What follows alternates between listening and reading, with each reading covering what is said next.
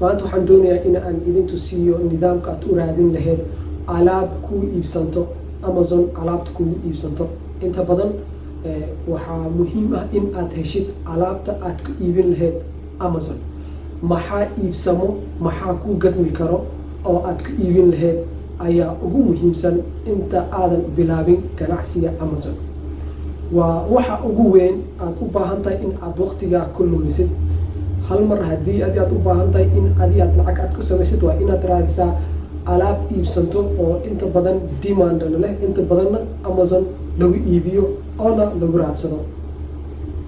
halkan waxaa idinku tusin doonaa marka nidaamka aad ku raadin lahayd adigoo isticmaalayo qeyb manual ah, nooc manual ah, iyo waxaan kaloo ku tusin doonaa adoo isticmaalayo software loogu talagalay in lagu raadiyo alaabta isla markaas Amazon ku iibsanto. softwaradaas qaar waa free, qaarna waa lacag. inta badan kuwa free-ga ah waa kuwo aan u fiicneen nidaamka aad rabto ama sida aad rabtid alaabta aad ku iibin karto Amazon kuma soo saari karaan, balse waa muhiim in aad ogaatid haddii aadan awoodin in aad iibsato kuwa lacagta lagu bixiyo oo aad ugu fiican kuwa free-ga ah. waxaad aadi kartaa kuwa lacagta aan loo bixinin.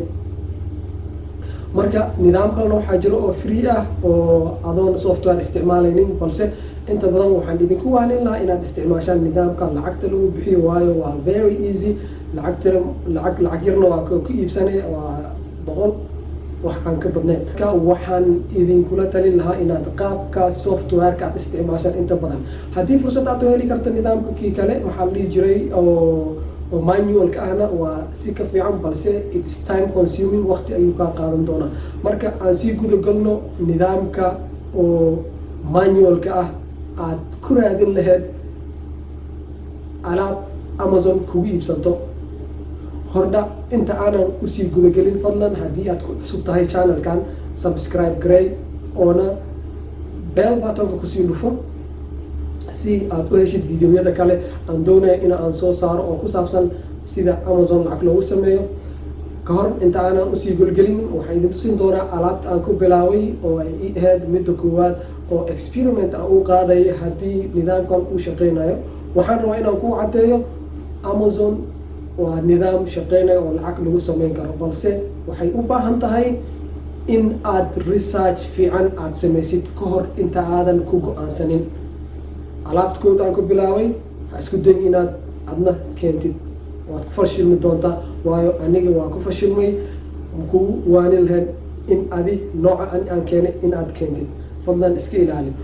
nidaamka manualka ah oo aad ku heli karto alaabta Amazon oo iibsanto, waxaa jiro nidaamyo oo ama criteria aad u baahan tahay inaad fiirisid ka hor inta aadan alaabtaas dooranin. waxaad u baahan tahay koodi inaad raadisid alaab iibsanto.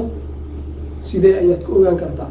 waxaad ku ogaan kartaa, waxaad aadaysaa BSR, Amazon BSR rank, best seller ranks.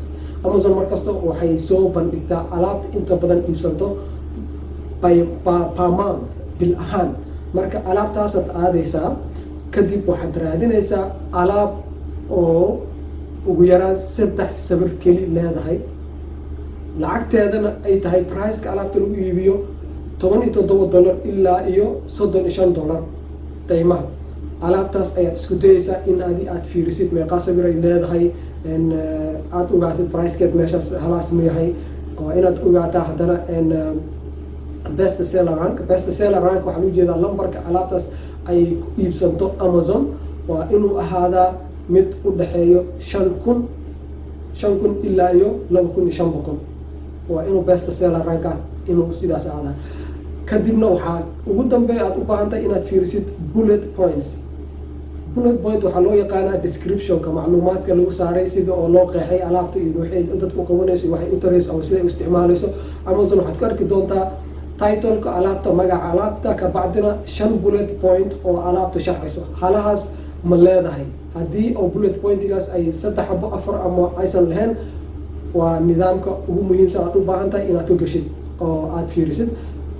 waxaad u baahan tahay inaad ogaatid inay 3 sawir ay leedahay, lacagta inay u dhahayso $17 $17 ilaa $20 wixii kusii koreeyo kabacdi inay bullet pointigiis uu 5 xabo ku yar yahay. haddii sidaas uu yahay oona uu ku jiro qaybta best sellerska oo Amazon oo bishaasa alaabtaas waa geli kartaa, balse manisku hubo.